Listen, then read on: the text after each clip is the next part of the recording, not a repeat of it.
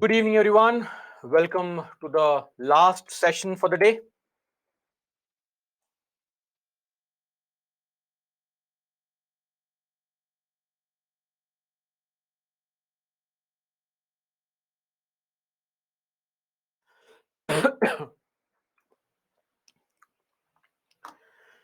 You have shown great enthusiasm in keeping up with the pace of our lectures so far. Just add an element of revisions and things will be perfect.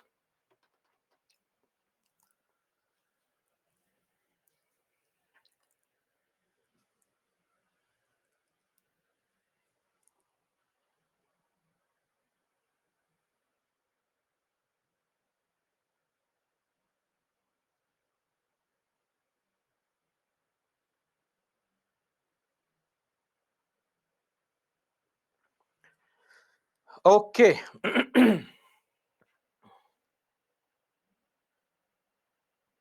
Shalu, please tell last previous question. What is the difficulty, Shalu? The constitutional bodies submit their report to the president. The statutory bodies submit their report to the president. All non-statutory, non-constitutional bodies submit their report to the presiding officer of the House.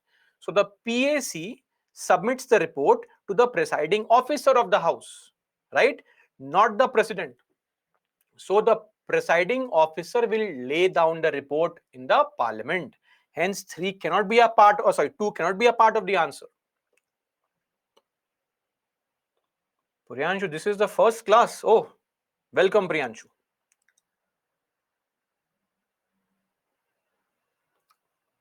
Yes, Neil, definitely ask me this question tomorrow. Not today because you'll forget what to do. So, tomorrow. How to revise effectively.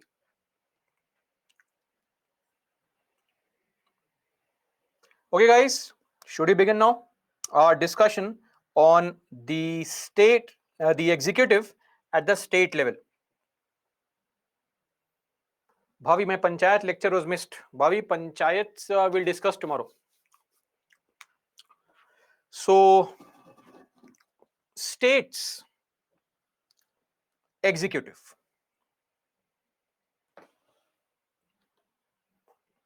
Jyoti also has this as a first class. That's very interesting.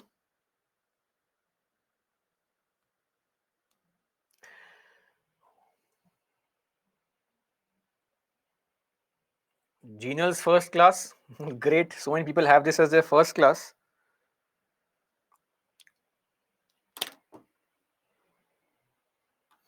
Now, coming to the state executive.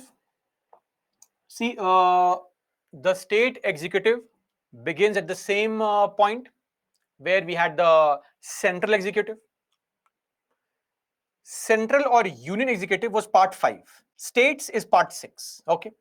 So, state executive, of course, comprises of the governor, the chief minister, COM stands for Council of Ministers, and advocate general. Just like we have an attorney general, we have somebody called an advocate general.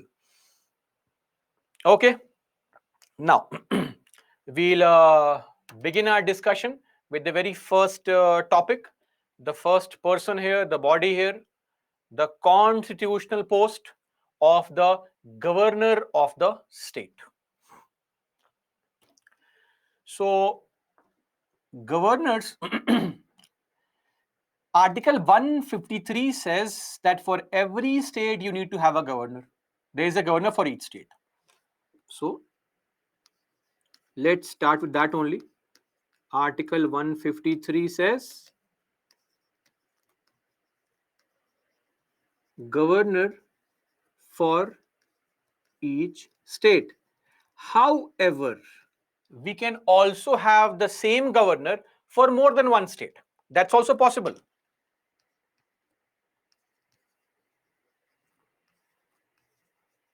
Same governor for more than one state is also allowed. Now, this change was made through an amendment to our constitution via 7th Amendment Act 1956. Okay. So this is with respect to Article 153. Now, who appoints the governor? So this very independent person that we see as governor is appointed by the president. Appointment under Article 155 by the president. Who removes the governor? This is Article 156. Both appointment and removal is done by the president. What is the criteria to remove? There is no criteria. The president at any point of time can remove the governor. Okay? No criteria. Now, what is the tenure of governor? Tenure is 5 years. But of course, they are eligible for reappointment. And not just this, when I say they have a tenure of 5 years, don't think that it's fixed. They can be removed at any point of time. They can be transferred at any point of time.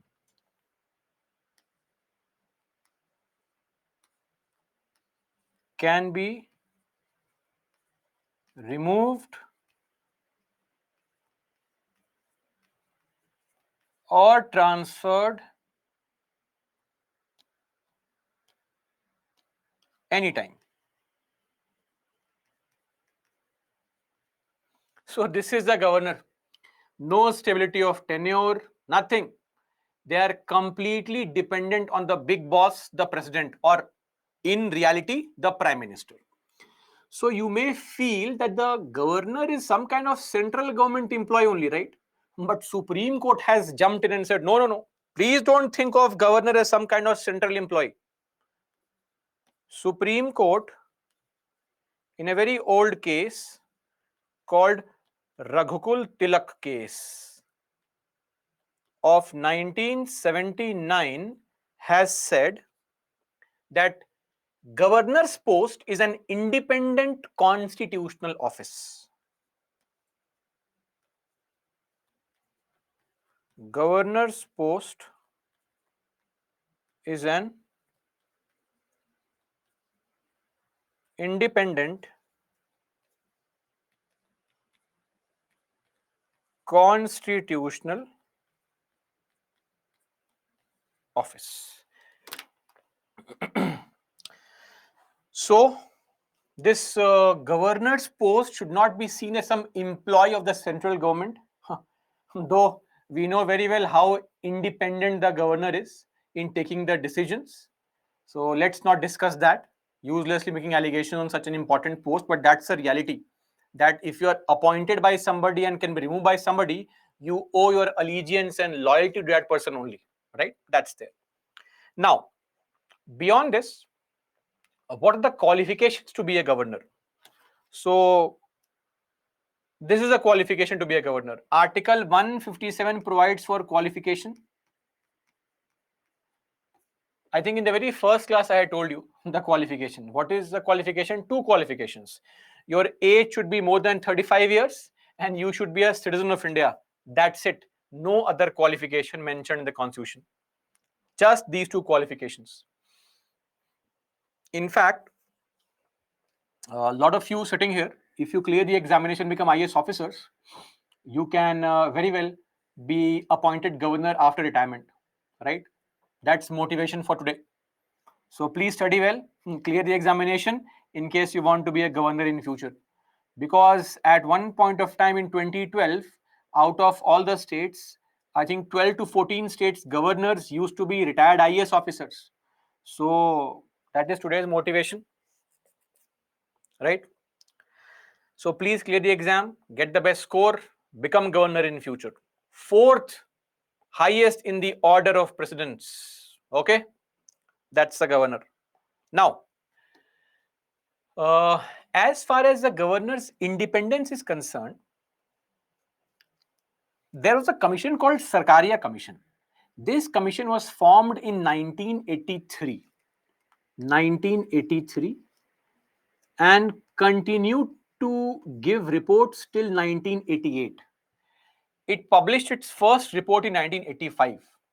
Sarkaria Commission is named after Sarkaria. Who was Sarkaria? Sarkaria was former Supreme Court Judge Justice Ranjit Singh Sarkaria. He later on also became the Press Council chairperson. Anyway, so Sarkaria Commission has given some recommendations on how to ensure that the appointment of governor is made more independent. First thing, it says avoiding active politicians in general. So Sarkaria Commission said, don't appoint people who are politicians as governors, because if you appoint a politician as a governor, the big problem is going to be that they will always come into conflict with the chief minister. And if you want to appoint somebody as a governor, please, a politician as a governor, please make sure that the ruling party at center and ruling party in the state, they are the same. And this is very clear. If I ask you name some governors, you will say R.N. Ravi, Arif Muhammad Khan. Why? Nobody says Thawar Chand Gehlot, right? B. Dattatreya, Anandiben Patel, because you only know those governors in news who are in those states which have a different ruling party. R.N. Ravi, governor in Tamil Nadu, different ruling party. Anandiben Patel, governor of UP, nobody cares. BJP has UP and BJP in center. No problem. So we know governors in primarily those states where ruling party is different, right? That becomes a cause of concern. Sarkaria Commission says that when it comes to the governor, try to avoid employing politicians on those posts. Okay, number one. Number two, governors should be people of eminence, detached personalities, having wide, when I say detached personalities, detached from social life, not some sadhu sant and all, detached personalities, not closely attached to any ideology or any political or such groups or outfits, having wide social and political background and understanding of polity and economy. They should be appointed. Then persons from outside the state should be appointed. So this is a recommendation which is already there in the country since independence. We have tried to always appoint people who are from outside the state as governors. And Sarkaria Commission recommendation also says that Speaker and Vice President should be consulted, meaning consult the presiding officers of the Lok Sabha and the Rajya Sabha before appointing the governor.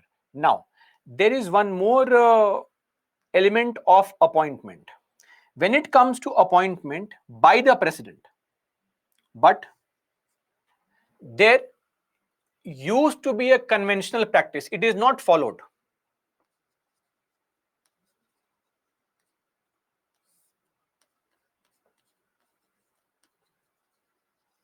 Consult CM of the state.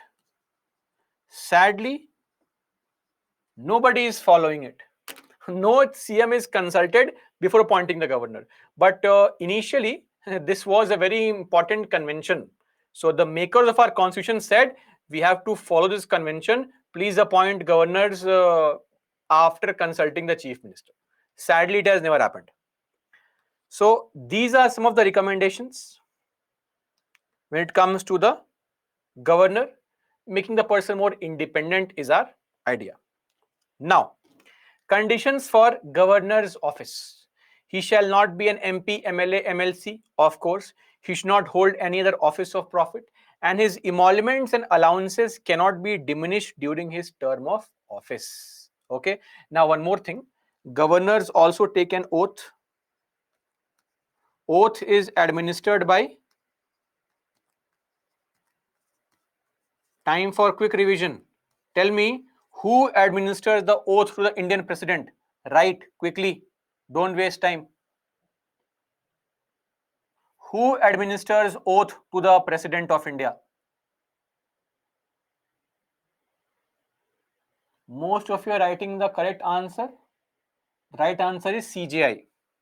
Okay, not VP. So, in case of the governor, the oath is administered by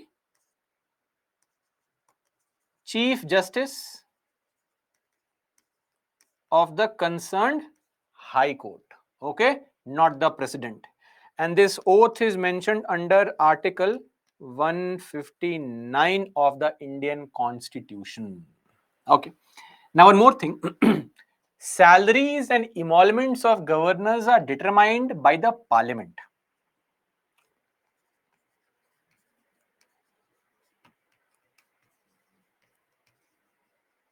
There is a law called Governors Emoluments Act 1982.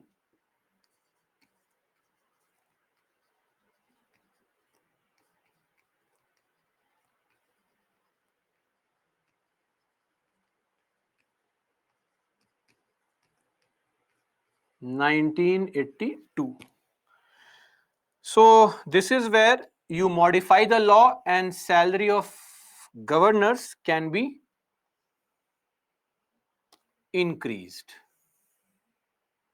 Okay. And of course, salary of governors also finds a mention in second schedule of the Indian Constitution. Currently, governors are getting a salary of 3.5 lakh rupees per month. It is not some annual package. Please don't be confused. Now, one more thing. As I said, the emoluments and allowances cannot be diminished during the term of office, right? So whatever salary you are giving to governor, you cannot reduce it while they are in office. That is the same for president also, right? So salaries, allowances cannot be diminished during the term of office. Okay, solve this question. Came in 2018. Let us see how many of you get this correct. I'll launch the poll, give you 40 seconds and mark the answer, please.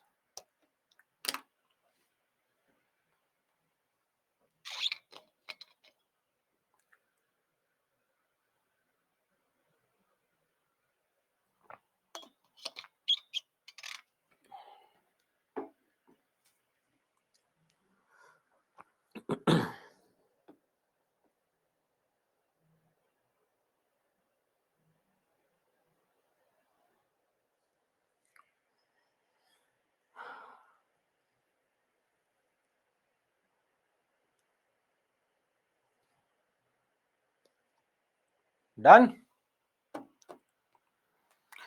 72% have marked the correct answer. 20% people do not revise properly. No criminal proceedings shall be instituted against the governor of a state in any court during his term of office. Have we not studied something called immunity? Immunity of the governor? Yes or no? Immunity of the governor and the president. Which article is that? Please write. This statement is actually correct. You cannot start any criminal case against the governor. You cannot remove the, you cannot imprison the governor while they are in office. Which article is that? Okay, Deepak, Amardeep, Annie, so far written the correct answer. Others, what happened? Sayadri. Okay, Rani, now people are writing the correct answer. The correct answer for this article is Article 361. Okay. Now, one is correct. These two can't be the answers. The emoluments and allowances of the governor of a state shall not be diminished during his term of office. We just saw this statement. 2 is also correct. Right answer is C, both 1 and 2. Okay. Now, before you move further, let me clarify something here. You have studied the topic precedent. Most provisions are exactly the same, right? Now, what is Article 74? The Prime Minister and the Council of Ministers will aid and advise the President. So, For Article 74, there is a similar article at the state level called Article 163. Just remember this. It is not exactly the same, almost the same. If you know this relationship, you can draw other relationships. For example, what is Article 75? It involves all the clauses that the president appoints the prime minister, anybody can be a PM for maximum 6 months, collective responsibility, pleasure doctrine, all these things are there. At the state level, how is the CM appointed by the governor, collective responsibility, one day CM, all these things. Which article is that? 164. 74 plus 1, 75, 163 plus 1, 164. Or there is an Article 78. What is Article 78? The duty of the Council of Ministers or duty of PM to furnish information to the President. Similarly, there is also an article, duty of CM to furnish information to the Governor. Which article is that? 74 plus 4, 78, 163 plus 4, 167. Right?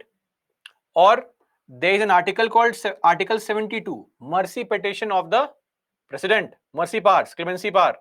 There is a similar article for governor. 74 minus 272, 163 minus 2 is 161. 161 is the clemency power of the governor.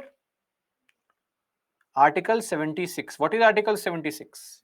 Attorney General of India. 74 plus 2 is 76. 163 plus 2 is 165. What is 165? Advocate General of the state.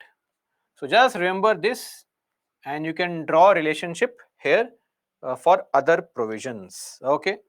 But please use this here only. Don't use it everywhere else. It may not work in other places. Okay. Anyway, that's for you to easily remember some articles. Now, let us read Article 163, a very interesting article. Article 163 says, there shall be a council of ministers, same language as Article 74. There shall be a council of ministers with the chief minister at the head to aid and advise the governor in the exercise of his functions. Difference number one. This advice of council of ministers is not binding on the governor. At least nothing is mentioned, right? Secondly, it says, so we have the governor who has to follow the aid and advice of the council of ministers chaired by the chief minister. Okay. Now, as far as this aid and advice is concerned, nothing is mentioned in the constitution with respect to it being binding or non-binding. Number one. Number two, the article further reads, except insofar as he is by or under this constitution required to exercise his functions or any of them in his discretion.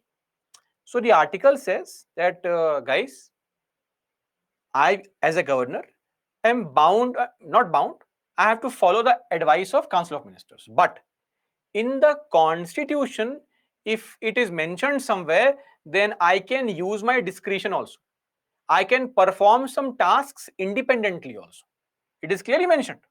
Now, the question is, governor has some discretion. This point is very clear.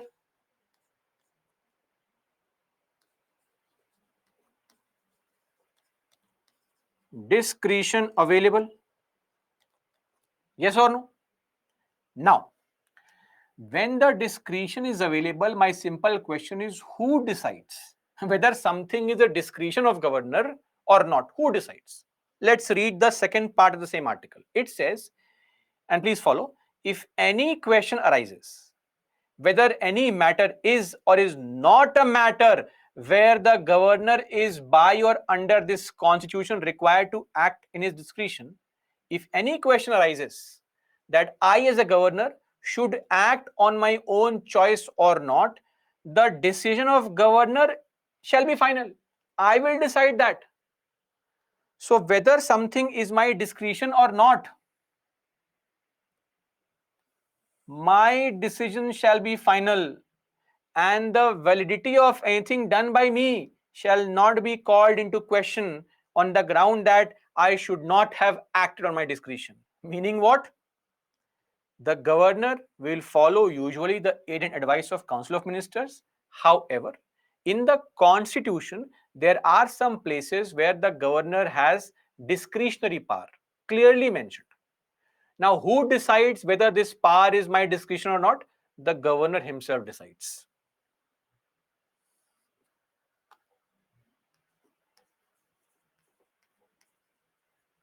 Decided by governor only. Very unique, right? So this is not there for the president, it is there for the governor. Now you may say, sir, in 1976, if Indira Gandhi was making the advice binding for the president, why did she not make the advice binding for states? Simple reason. If you make the advice binding for the states also, how will the center be able to disturb the states? Because governor is appointed by the center. Why would the center want to restrict the governor's power? Center wants to give governor more power so that they can act according to what the center wants, harass the states. That is why it was not made binding. But anyway, over the course of so many years and so many judgments, Supreme Court has very clearly said that even though nothing is mentioned here, because we follow a parliamentary system, the advice is binding only.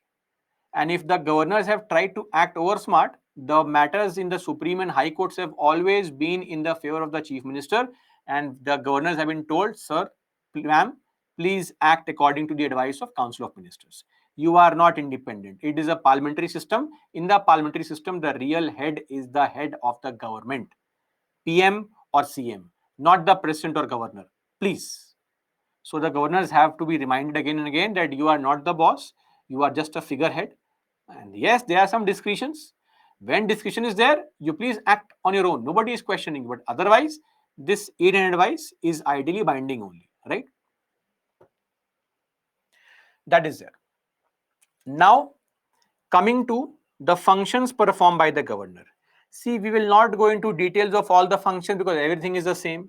Governor will prorogue the session, governor will summon the session, he will give the address to the house, he can address the house at any point of time. All this drama is exactly the same, right? I will only point out those features which are not there for the president but are there for the governor. Okay. Number one, this is Article 356. Discussions on this later on when we study emergency provisions. For now, just understand the governor can recommend the imposition of constitutional emergency. This is called President's Rule. So governor can ask the center that center, please impose President's Rule in a state. And center may impose President's Rule in a state based on the advice of governor. It is possible. That is point number one. What are the conditions, etc. We'll discuss later on. Now, second thing, so we have two kinds of universities. One is a central university. Then we have state universities. So for central universities, sometimes the president can be the chairperson or chancellor. For some, VP is a chancellor. For some other person is a chancellor. But the university in your state, every university in your state, the chancellor is the governor. Okay, he acts as the chancellor of the universities in the state. Now let me also tell you something. This is just a formal or ceremonial position.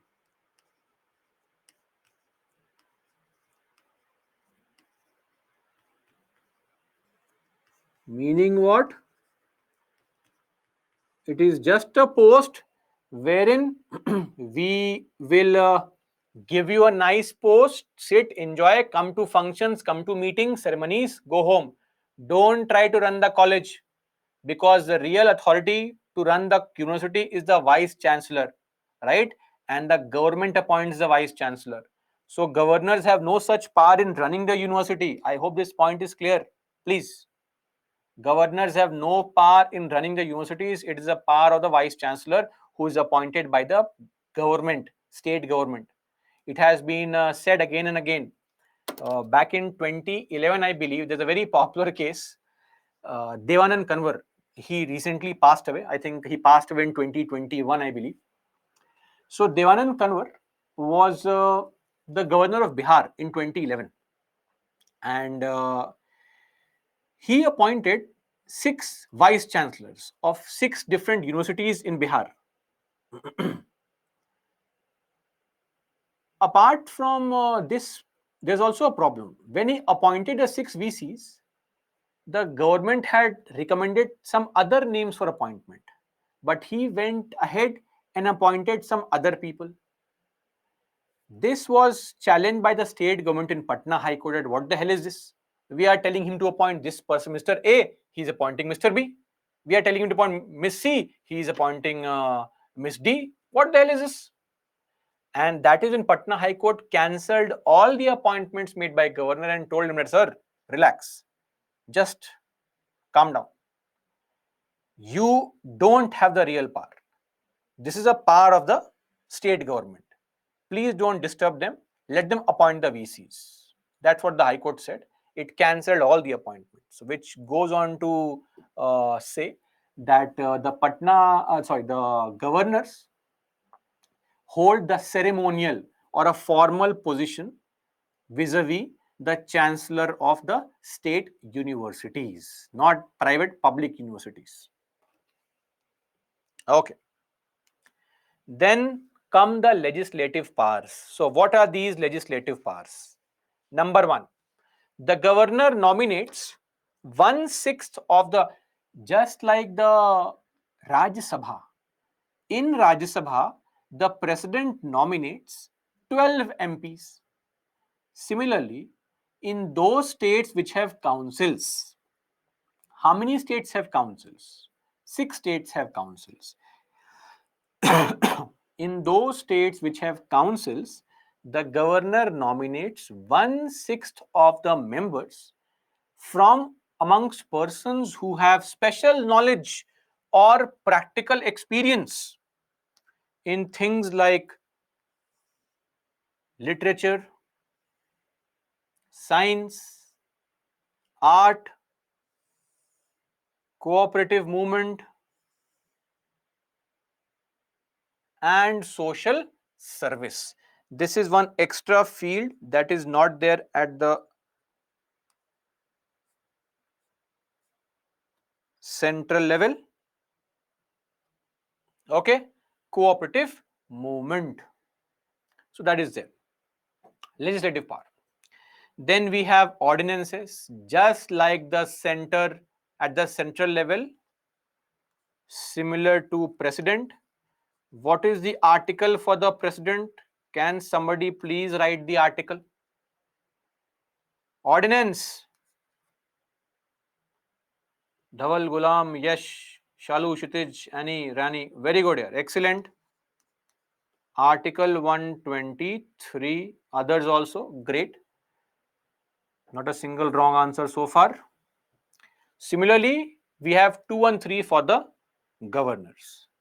But before we discuss ordinances, let me also explain the veto power of governor, and then we'll come back to ordinances.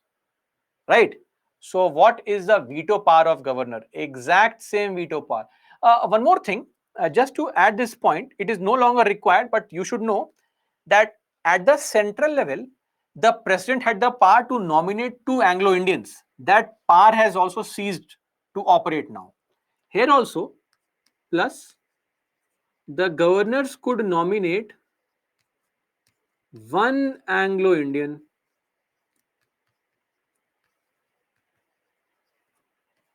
which has ceased to operate now. Why? Because the provision has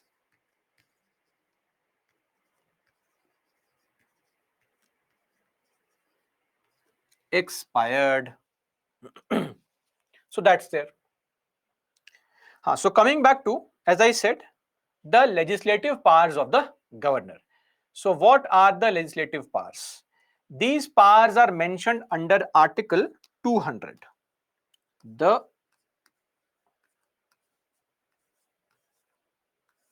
veto power of the governor. So three vetoes are something you know. Absolute veto, we have seen that. Pocket veto, we have seen that. Suspensive veto, we have seen that. Fourth kind of veto, a very unique kind of veto called referential veto. What is this? So basically, governors can reserve certain bills for the consideration of the president, right? That is called referential veto.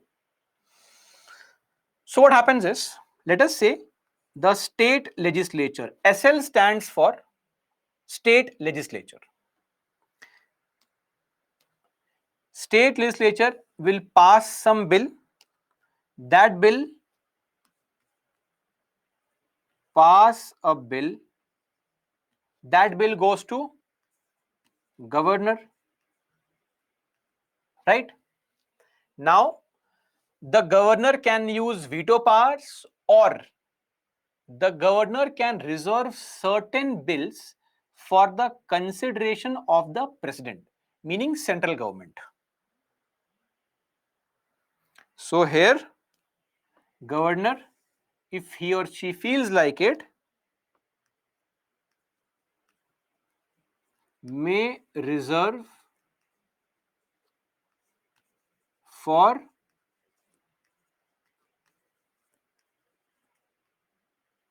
president's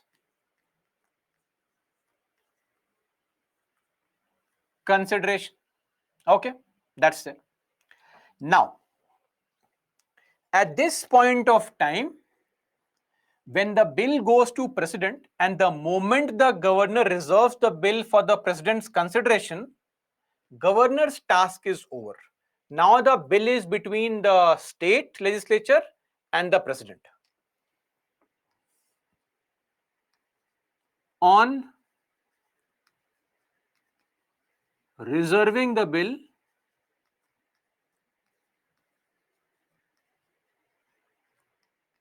governor's task is complete. Now what happens is, the bill has gone to the president.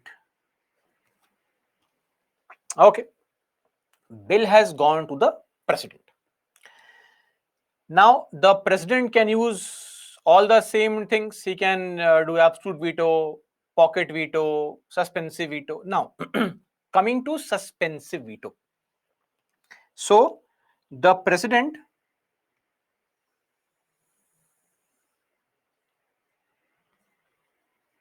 can send back for reconsideration. Yes or no? The president has this power at the central level also. Now here we are referring to the government of India, not the president. Okay. Now, when the bill comes back to the state legislature, it should decide within 6 months, right? The state legislature has to decide on this bill within 6 months. If they don't decide, then the bill is over. Must consider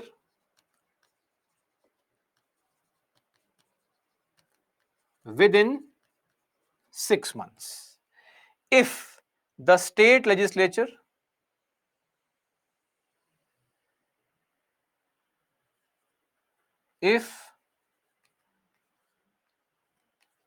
sent back with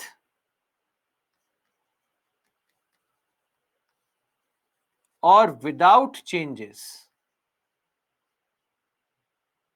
So far, we have seen this provision in the case of the president also, the suspensive veto, exact same provision. The state legislature sends a bill, governor reserves the bill, based on certain matter we'll see shortly, and then the president sends back the bill, right, using suspensive veto. Now the state legislature has to reconsider the bill within 6 months. If they take more than 6 months, the bill is over, dead. They have to start from scratch. Within 6 months, if they send it back, accepting the changes or not accepting the changes. Now here when the bill comes, at the central level, if the parliament passes such a bill, it is binding on the president to give assent. But in this situation, it is not binding on the president to give his assent. Very important.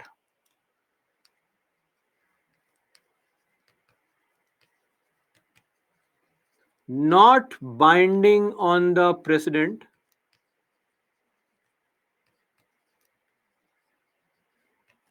to give assent, meaning the president can use the pocket veto here.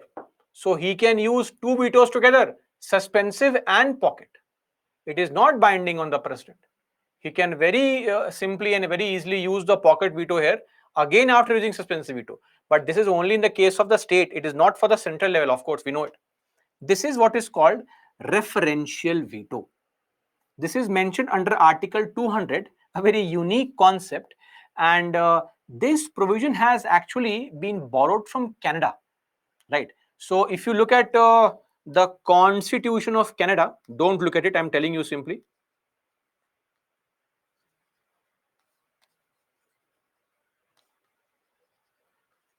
So in Canada, there is one section 55 of their constitution, wherein the exact same provision is there. Okay. So with respect to this, the president has full authority in not giving assent to the bill, even if it is passed by the legislature again. Okay. Now let's read this point here explained. Referential veto, president can give assent, withhold assent, return the bill. Of course, the president cannot return a money bill. Money bill you have to sign or reject. Use pocket veto. You can't return it. Money bills can never be returned. Lastly, it is not obligatory for the president to give his assent even if the bill is again passed by the state legislature and sent again to him for his consideration, right? So it is not obligatory for the president to give assent to such bills. Now, what are the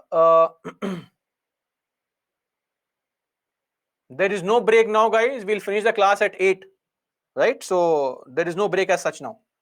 We just had a break. So now, what are those cases where we have the use of referential veto? One such case is a mandatory constitutional case. That is, whenever the state legislature tries to pass a bill which takes away or reduces the power of high courts. Abrogate means to take away. This is as per Constitution. This is mandatory, not optional. Whenever the state government tries to pass any proposal which reduces the High Court's power, then that bill must be reserved for the president's consideration. Here it is. Mandatory to reserve.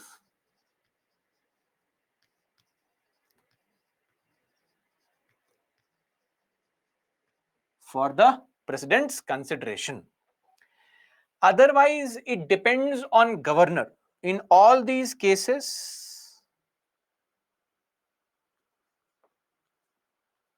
let's not write like this to confuse you. Here, depends on governor. That is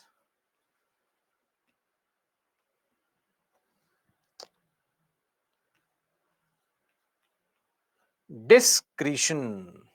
So it is the discretion of the governor. Are you clear? For example, if there is any bill which is ultra vires the constitution, what is ultra vires? Ultra vires means beyond the scope of. It is exact opposite to intra vires, within the scope of. Or if the bill is opposed to something called DPSP, what is DPSP? Discussions later on. Or if the bill is against larger interests of the country, or a bill is of grave national importance, or if the bill deals with compulsory acquisition of public property under Article 31A. So if any such case happens, governor may reserve the bill for the president's consideration. But the first case, it is mandatory. If the state government tries to pass any kind of proposal wherein the powers are modified, right, where the powers are modified and the powers are reduced for the state high court, then placing such bills before the president is mandatory. Okay, see, don't worry what is DPSP. We'll discuss DPSP once we study fundamental rights. Just this fact, ignore it. In one line, DPSP comprises of list of guidelines for the central and state governments that they should incorporate while making policies for the country. That is called DPSP. Okay. And I think the points are clear. As I said, ultra vires means beyond the scope of, something which is outside the scope of the constitution, something which the constitution does not allow or deny for. Because if you are trying to do something which is not allowed in the constitution, that is called unconstitutional.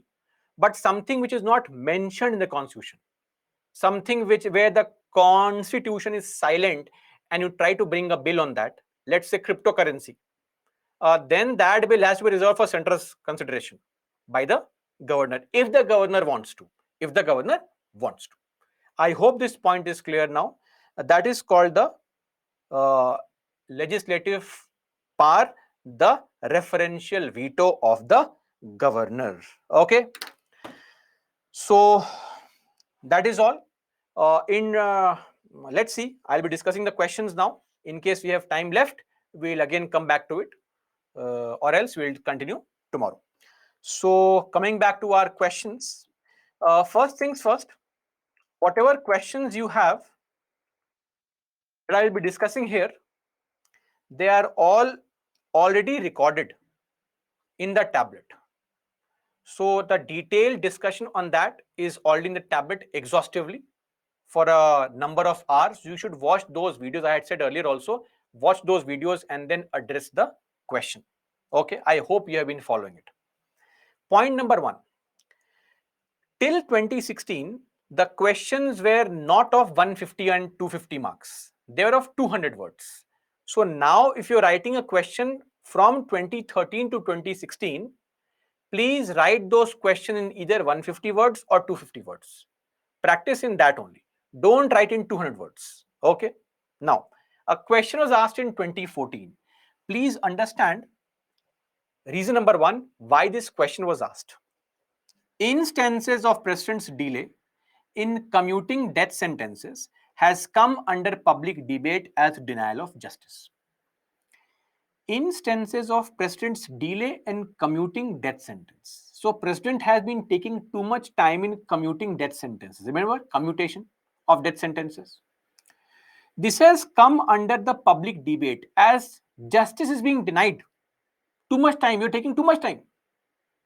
Should there be a time specified for the president to accept or reject such petitions? Analyze. Discuss in detail that should there be a time specified? A very simple, straightforward question. Now, in such questions, how do you start writing the answer? See, there are two ways to write the introduction. Number one is trying to mention Article 72 and defining what is commutation. Don't start writing Article 72 has 5 different types of clemency powers, mercy, pardon, reprieve. Just define commutation. That's it. Now, there's an alternative introduction, which I would want you to write. What is one more way? One more way can be try to find out why this question was asked in 2014 only. The reason was some current event.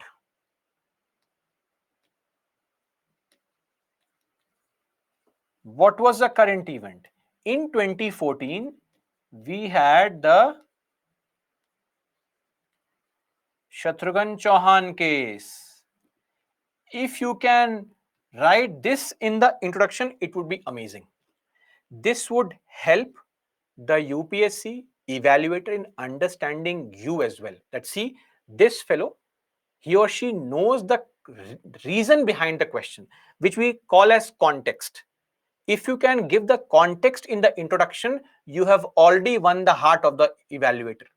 Now he'll read your answer with a very positive bent of mind. So that is why current affairs is important. It is not important to give you more points. It is important to give examples in your answers. Okay. So we should know current affairs, not go crazy about it. Now, when it comes to the body, don't explain too much. In the body, start answering the question. In the first paragraph, please mention denial of justice. So mention that because of the delay, denial of justice is happening. Yes or no? It is happening. Mention the points. Mention how it violates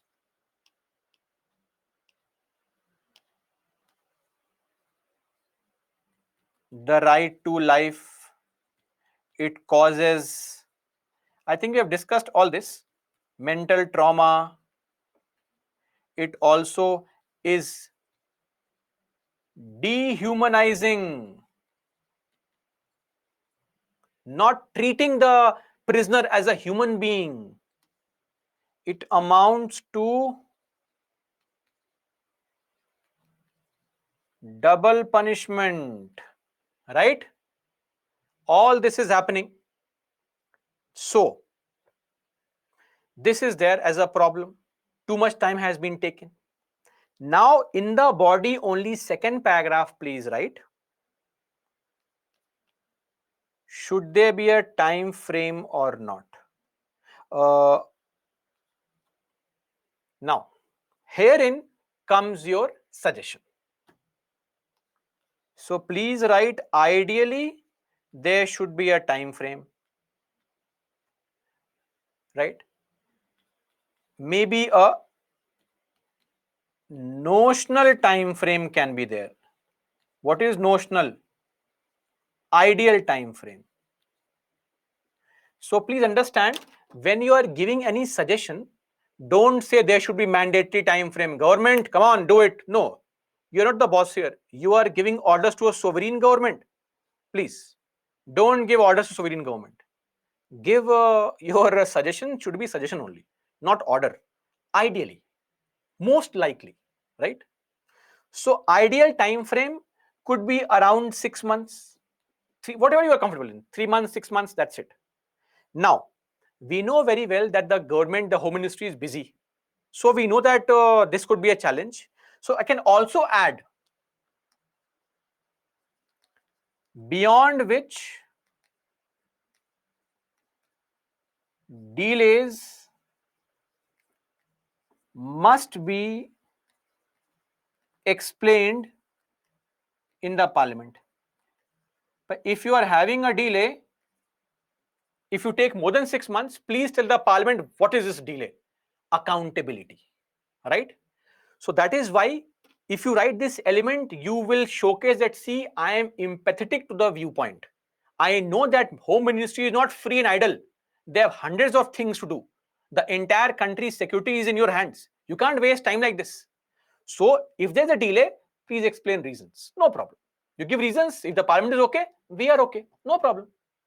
This is how you write the answer. Now, of course, explain right to life, explain mental trauma, dehumanizing, explain this, but do not cross the word limit. Explanation. Beyond this, now, in the conclusion, you can add, now don't write conclusion, change the paragraph, and you can give one more suggestion that if the government is too busy, Then we can also have something called pardon board can be set up. I think we have discussed this in the class also.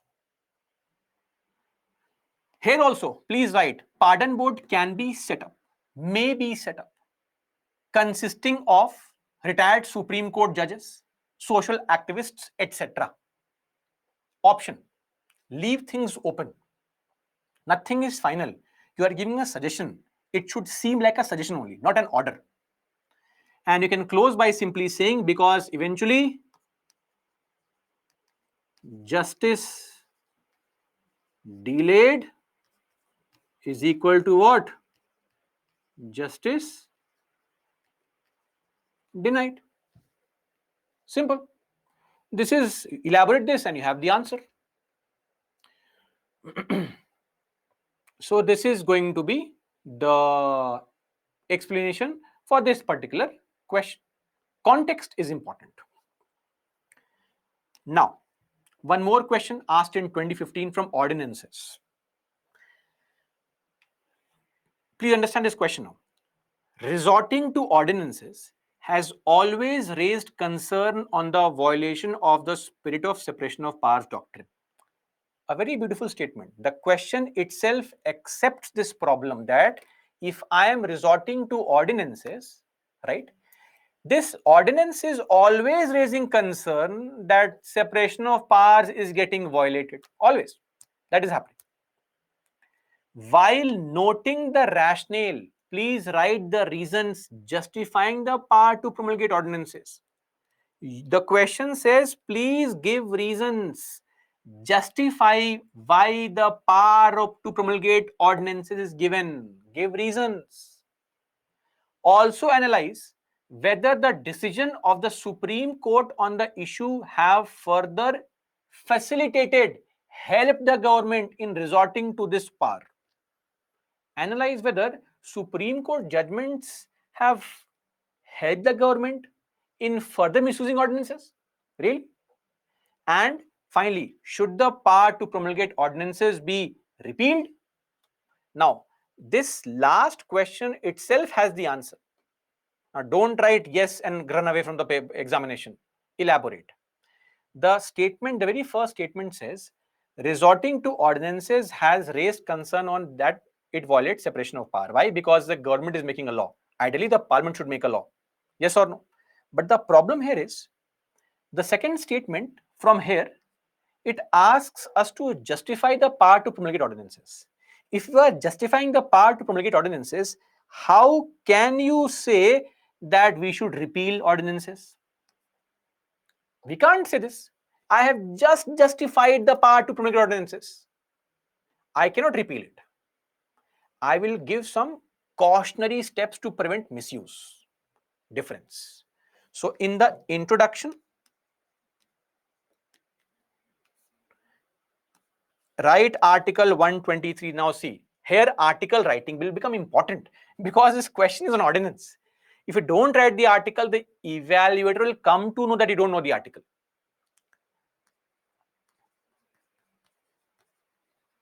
Explain ordinance.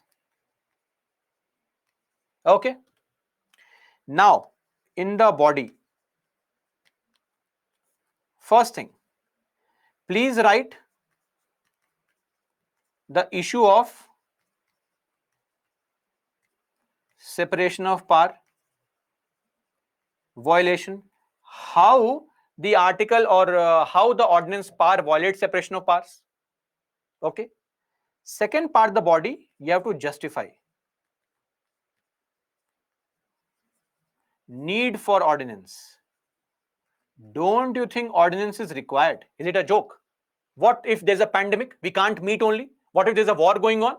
We'll call the MPs to meet in Delhi. Is it some joke? Ordinance is required. So we need ordinances. Are we clear on this? It could be a pandemic. There could be a war. There could be some kind of natural calamity. There could be urgency. We can't remove this provision only. Right? Now, has the Supreme Court's decision further helped the government in misusing this power? You'll say, no, sir. In 2017, Supreme Court passed the Krishna Kumar Singh judgment telling that you can't repromulgate ordinances. Now comes the problem. We are reading this question in 2023. This question was asked in 2015. Krishna Kumar Singh judgment came in 2017. So till 2015, there was no judgment only of Supreme Court. The only judgment was R.C. Cooper, D.C. Vadva. In D.C. Vadva, Supreme Court said what? That repromulgation is a fraud on the Constitution. Arey bhai, you tell us. You directly give an order that don't repromulgate. So Supreme Court did not give any such order. Supreme Court is giving some statements that, repromulgation is a fraud. It is a bad thing. You give orders properly. That is why, because Supreme Court did not give a clear-cut order on repromulgation, that is why the government thought, oh, now we can misuse it. And they kept on misusing it. So a mention Supreme Court judgment, DC Vadhva, and mention how Supreme Court called it fraud, but no instruction was given to prevent it from happening. Then what's the point? I hope you understand this question is of 2015. We have to address it through 2015's context only. Because if you address it now, the question is wrong. The question says, has the Supreme Court further helped the government? So 2017 onwards, things have become okay now. But before 2017, this question made sense actually. That is why it was asked in 2015. Once it is done, in your conclusion, you please write here now that, of course, no, can't be repealed because of the above mentioned reasons, and also Ambedkar, Nehru, and the likes of such people have called it an unnecessary evil. And finally, mention some caution, which we had already seen in the class. What kind of caution we had seen in the class? The caution that number one, the president should ideally exercise discretion. Repromulgations should not be allowed, mention here. Number three, table the ordinance as soon as possible with the assembly of the session, right? And of course, beyond this, you cannot simply prevent ordinances because they would be required in any democracy. I hope this point is clear. This is with respect to ordinances. Simple, straightforward. All the points can be covered step by step.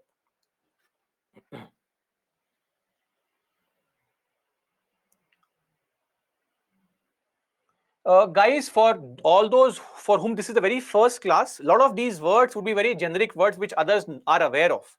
So for that, you will have to only rely on the classes or the tablet recordings and all, because I will not be able to explain now all the what is ordinance and all, because this is something we already learned. So that would be slightly challenging. So kindly bear with me on that. Okay. This was point number or question number 2. One more question. This is a straightforward question from the topic we have discussed. Unnecessary evil or necessary evil? Oh, sorry, my bad. I have written unnecessary here. Unnecessary evil.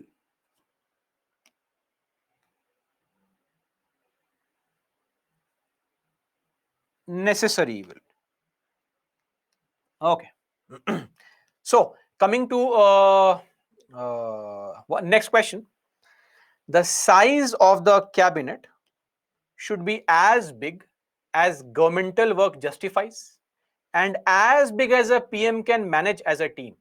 See, in today's context, we are referring to governmental work. Government's task has become very huge now. Very huge. We can't have 5, 6 ministers to handle everything. But it should also be as big as a PM can manage as a team.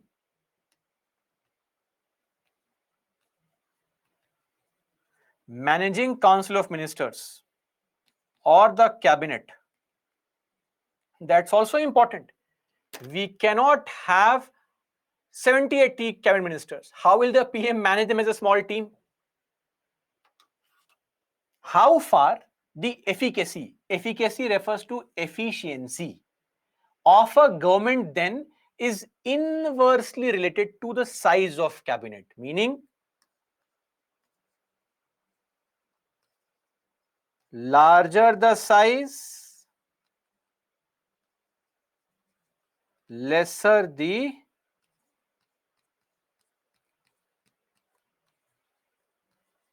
efficiency.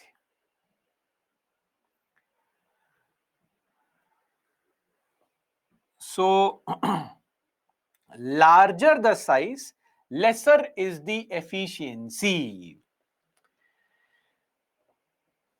Larger team, challenges, more salary, secrecy cannot be held, deliberations, discussions, all such things. Remember, we discussed a topic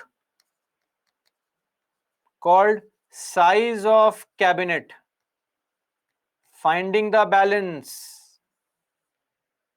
Those points have to be mentioned. In the intro, start by defining cabinet plus importance.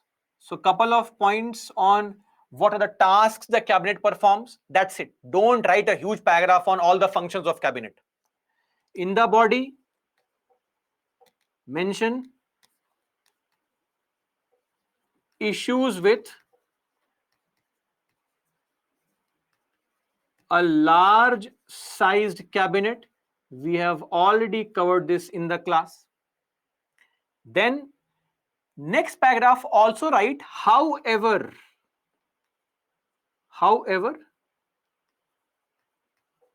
if it's too small, there will be challenges. That is why balance. And in the conclusion, talk about striking a balance. Neither too large nor too small. Again, all the points very clearly mentioned. So, simple, straightforward questions, nothing much to elaborate. You have already covered all the topics and points. Okay. Then sometimes we always want straightforward questions in the exam. Oh, straightforward. But when it comes, it is the most difficult question. Why? Because in a straightforward question, you have to remember facts. You can't create points. Example is this question in 2019. The Attorney General is the chief legal advisor and the lawyer of the Government of India. Discuss. Straightforward question. All you have to do is write about Article 76, write about this person's functions, write about the limitations, etc. Nothing else. That's it. But do you remember all the functions? Do you remember the limitations? So this is a pretty easy question from that point of view, if you remember the points. Here nothing has to be created. It is all flat mugging up exercise. I'll show you one more such question. Asked last year only, in 2022, 10 marks only. Discuss the role of the VP of India as a chairman of Rajya Sabha. Here you can't create points. All you have to write is the functions of the vice president as the chairperson of Rajya Sabha.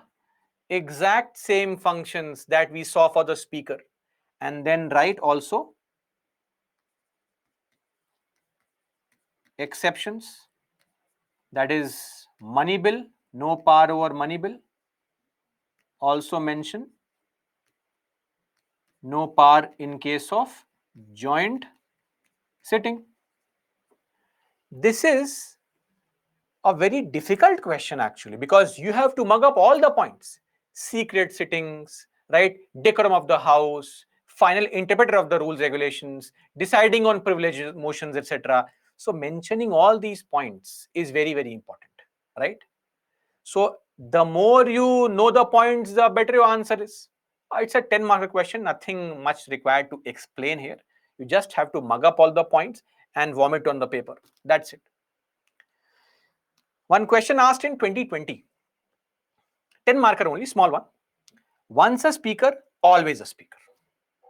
Do you think this practice should be adopted to impart objectivity, impartiality?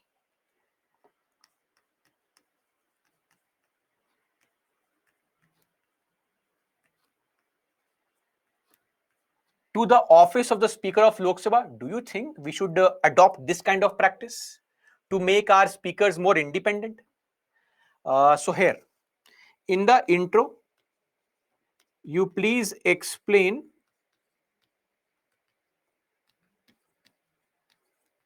once a speaker, always a speaker. I think we have discussed this point. Explain this. Or. You can also write the context.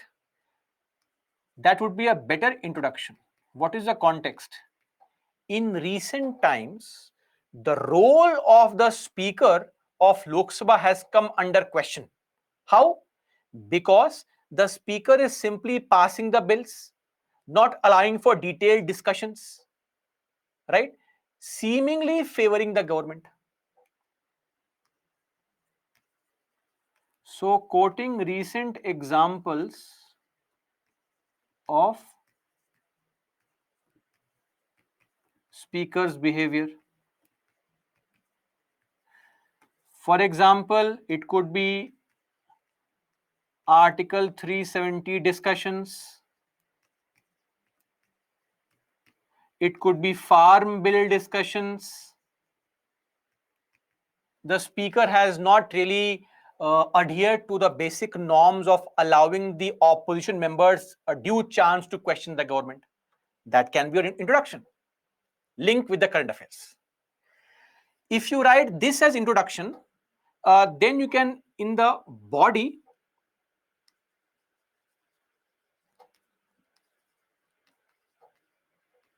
explain once a speaker point. So what is once a speaker point? So in UK, once a speaker, always a speaker, borrowed from this concept in UK, that irrespective of any party in power, you will always, or you will continue to be a speaker till you want to. Now the question, do you think we can have this practice in India? Of course not. If you have this practice in India, it violates the basic voting rights of people. How can you have this practice in India? So in the body only, in India, not possible. But is that it? Should we address this? When? See, the question says, I am giving you a suggestion.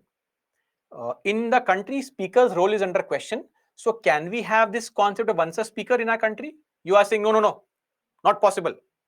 If I am rejecting some suggestion in the question, I have to give my alternative.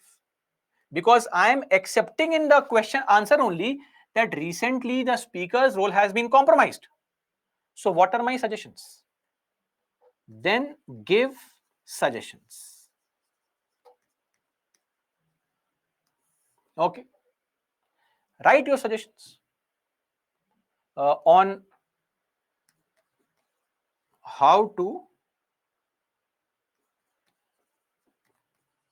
provide for independence. We have seen all the points on providing independence to the speaker, asking him to resign from his party. Secondly, he should or she should disassociate themselves from party activities outside the legislature. No political appointments in future. In fact, we should also take away their power only under anti-defection law. Take away their power. What is the need for power of anti-defection law? You are managing the house, manage the house. Why should you have the power to disqualify MPs and all? Give that power to election commission. Such things, right? That is how you mention in the suggestions. Now, if you are finding it challenging to write a conclusion, the best thing is change the paragraph here only.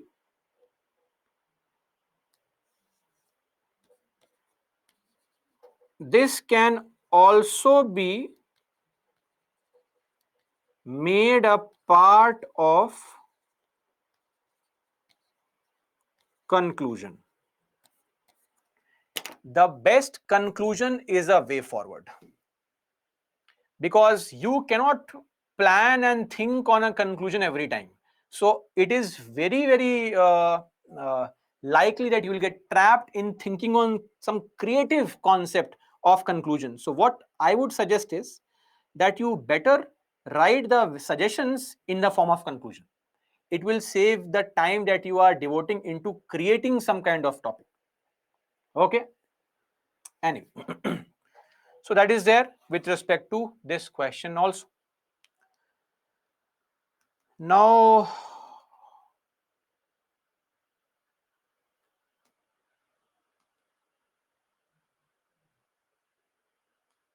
one such question asked in 2021: do DRSCs, Department Related Parliamentary Standing Committees, keep the administration on its toes and inspire reverence for parliamentary control? Evaluate the working of such committees with suitable examples. So here, simple and straightforward introduction. Write about DRSCs. Where are they found? In the body. Write functions, number 1. Number 2, their performance. How have they fared? So of course you have to point out some issues here, and in the conclusion give some what? Suggestions. We have discussed all these topics step by step today only, right? These are the functions, these are the problems. Oh, and I think we had discussed issues in a separate slide, which is not there right now. I had written it, so it must be saved and will be given to you. So everything has been covered. Simple, straightforward. Now the task is for you to write the answer.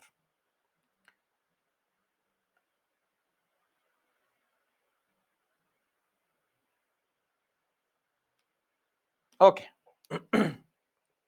Arjun, I'll address your concern later on. So there's no need to type it again and again. I've seen it. A question asked in 2019. Now, I would like you to give me some points on this. Individual parliamentarians' role. Sushri, under performance, I said, write the issues that they have not been able to perform properly because of certain challenges. Right? They gave recommendations which are not accepted, so on and so forth. Individual parliamentarians' role as the national lawmaker is on a decline. Individual MP's role as a lawmaker of the country. Of course, MPs are sitting in the parliament passing bills only which make laws.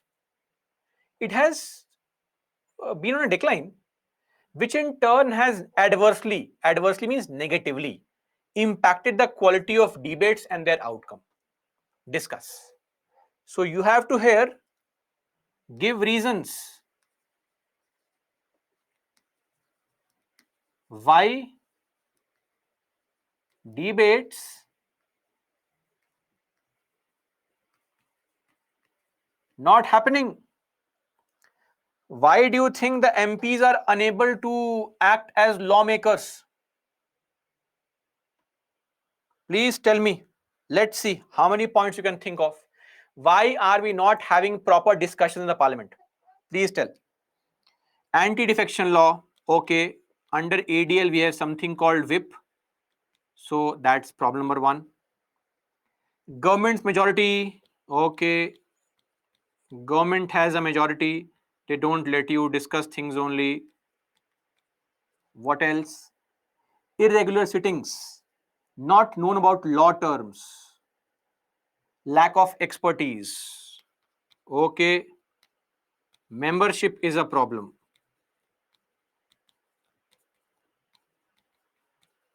Little knowledge. Bills refer to DRSCs are dropping, no freedom to represent constituency. Bills pass through voice vote, government in haste. Speaker, okay, speaker.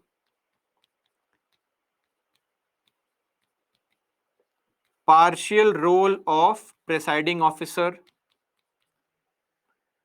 Fear to question. Why would there be a fear to question? Bias role, not good strength of opposition. Okay. Not considering more private member bills. Okay. Private member bills.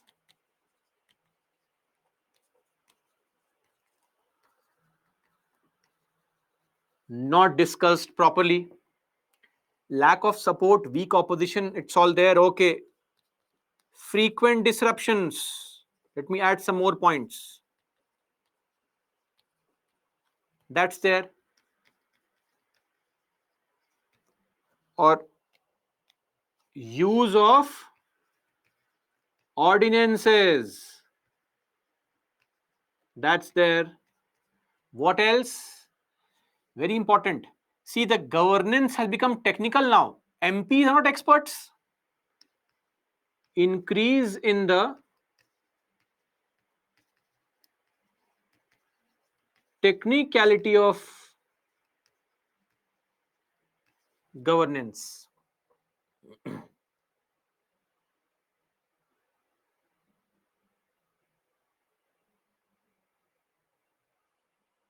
Bills passed in a hurry.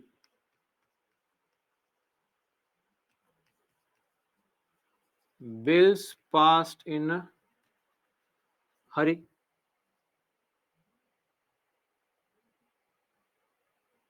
Emergency provisions not really applicable here. So you can add corruption, but may not be very important here. So you have 9 points now to mention a 15 marker question. Too many points. Just explain these points and you are good to go. And in the conclusion, please write suggestions. How to take care of such a problem.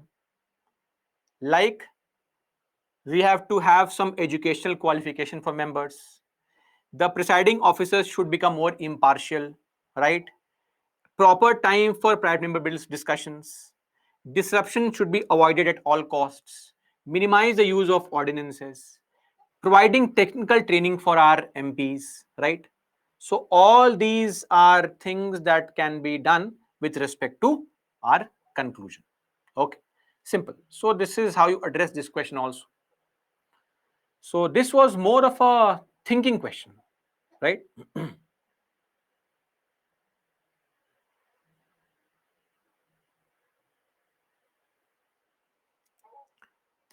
Now, a question asked in 2021. Last question for today.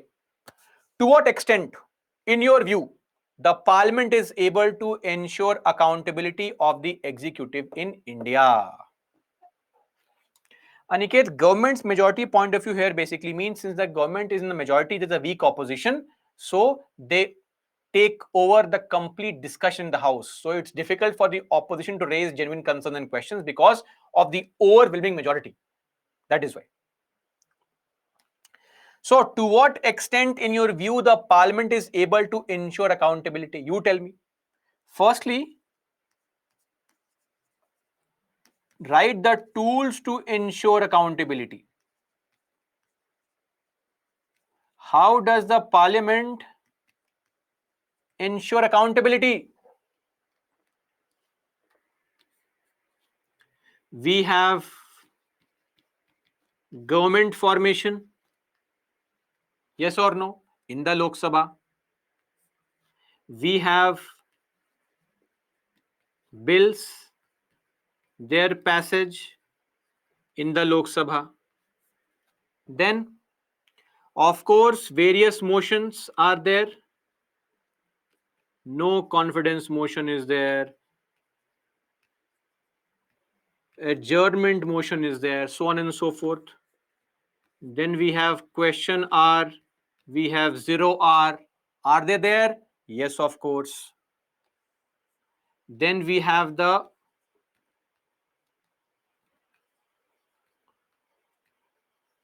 parliamentary committees, DRSCs. They are there. What else? Tell me something else. Some other tools to ensure accountability.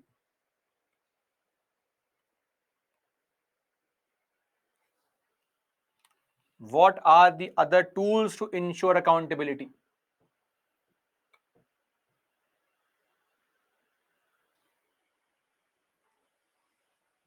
These are the generic tools that the parliament has to ensure the accountability of the executive in the country, right? So every kind of discussion comes under bills and passage of bills only. Okay. uh, Now you can also add some other elements like any kind of money bill, right? We can also have the demand for grants separately.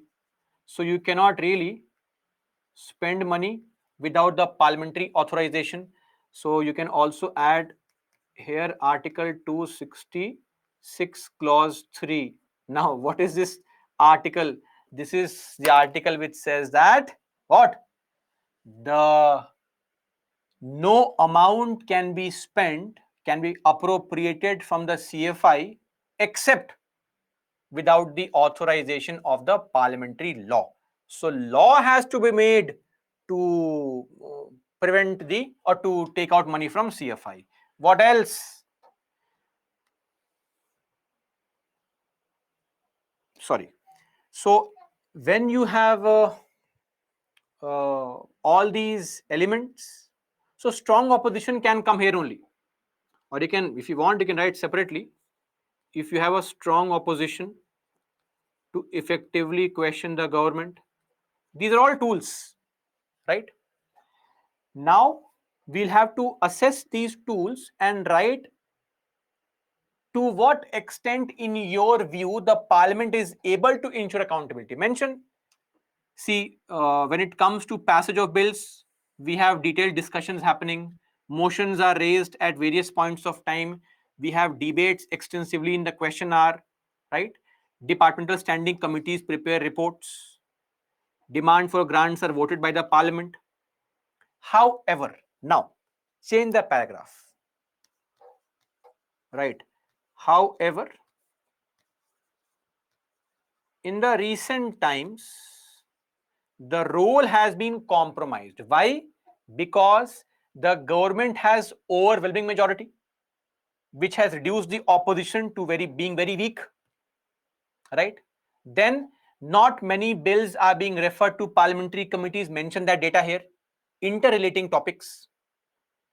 Frequent disruptions are hampering the question hour also. So not many bills referred, lot of disruption is happening, right? Strong opposition not available only. Then bills are passed in a hurry, discussions don't take place because of government being in majority, can't be passed. So in the recent times we have seen that the parliament has been unable in general to focus or ensure the accountability, which has to be improved. So what do we do about it? In the conclusion, again, give suggestions. Suggestions should flow from the answer only.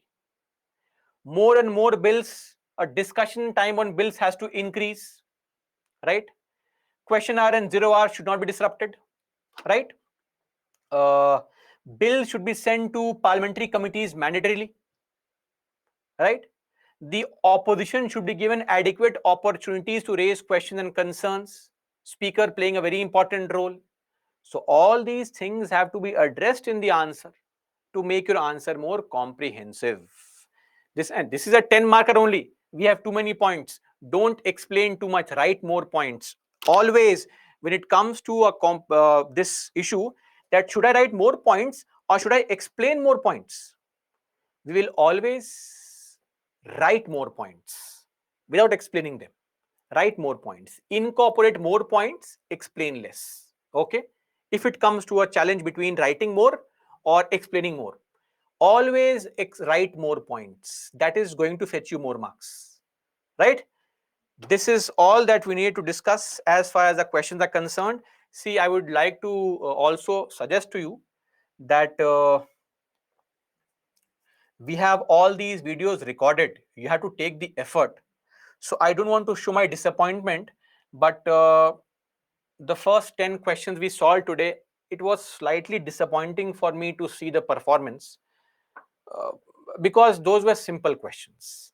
I would request that this should not be repeated again, that I feel that I am putting in too much of effort and you are not, right? It should be always be the other way around.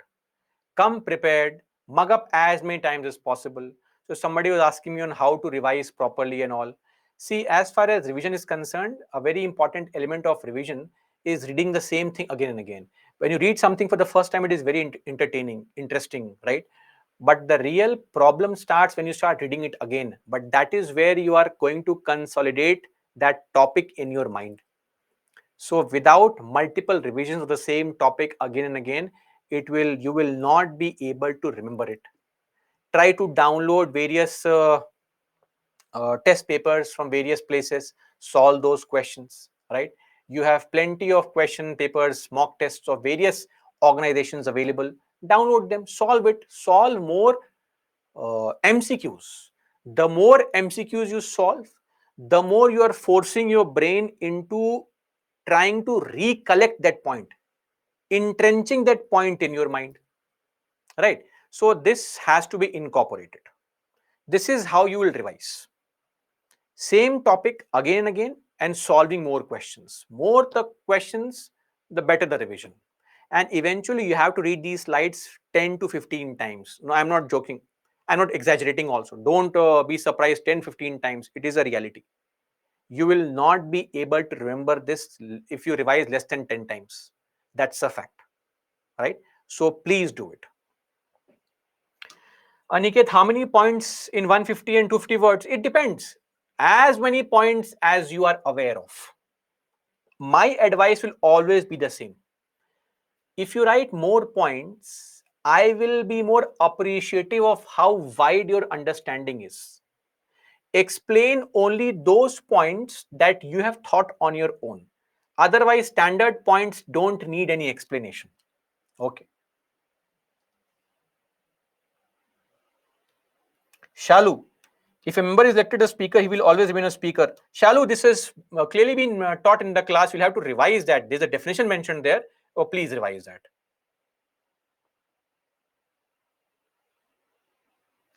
Uh, Rani, I would like to ask you to write the answer first. You will always face this dilemma that because you, again, as I said in the previous class, you are trying to write the very first best answer.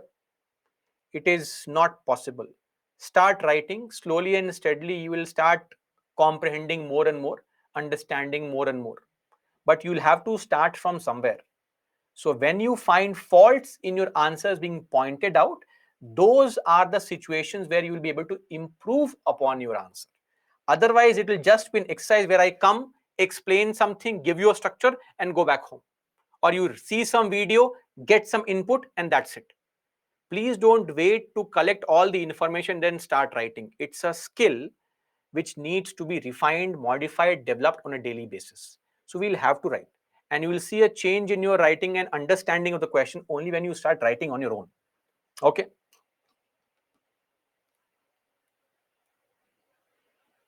So this word if executive is referred to temporary only. Okay. No, it's temporary only, not the Permanent ones. Arjun, what is your question? Next. Every time majority needed to continue any law.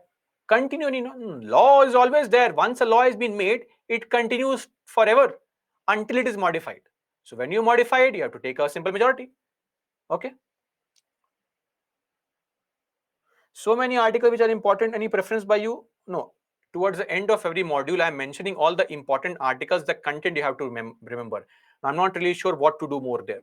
I am putting in the best effort to minimize the articles to as limited as possible. Now, see, don't get bogged down by articles. Even if you don't remember the articles, most of them, it is okay, right? Some articles you have to remember. So again, you are worrying too much because of lack of revision. If you revise 10 times, you'll remember all these articles. After all, if I can remember it, you can also remember it. So it's very simple. It is all about revision. Nothing unique here, right?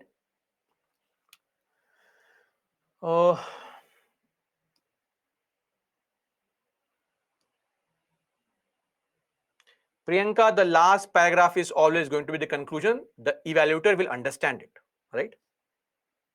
NCM, Shreya, no confidence motion.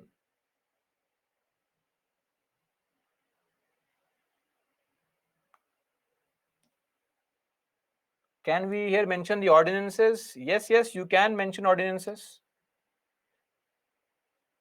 Appointment of CBI director and EC on, no, this will not be. See, this is where you will try to incorporate what you know, not what is asked. So don't force any topic just because you know it. Very important example.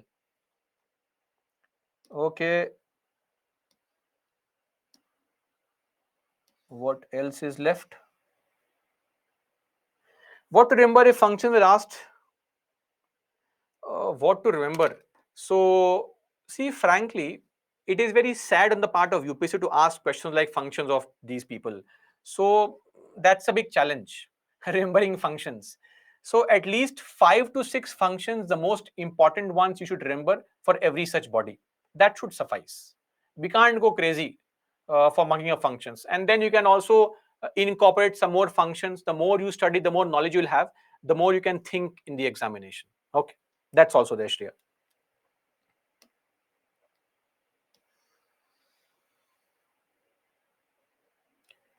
Why not?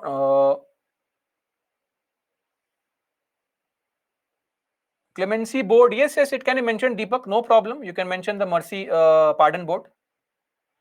Nitesh, it is only for the public, not the private.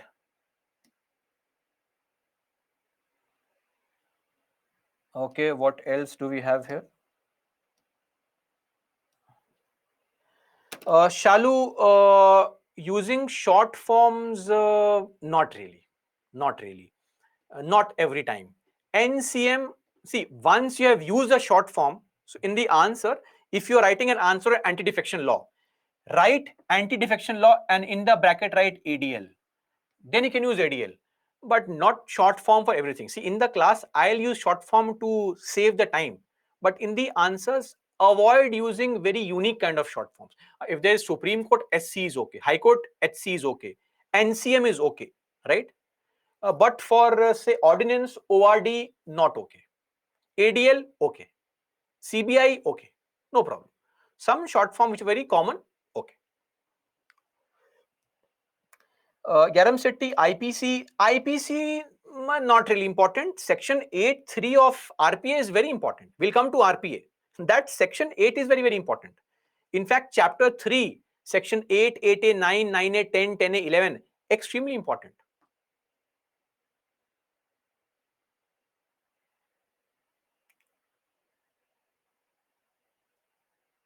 Okay, I believe questions have been addressed largely. So in case there's a question which is still left, you can get them resolved through the subject experts here. And of course, we'll meet tomorrow.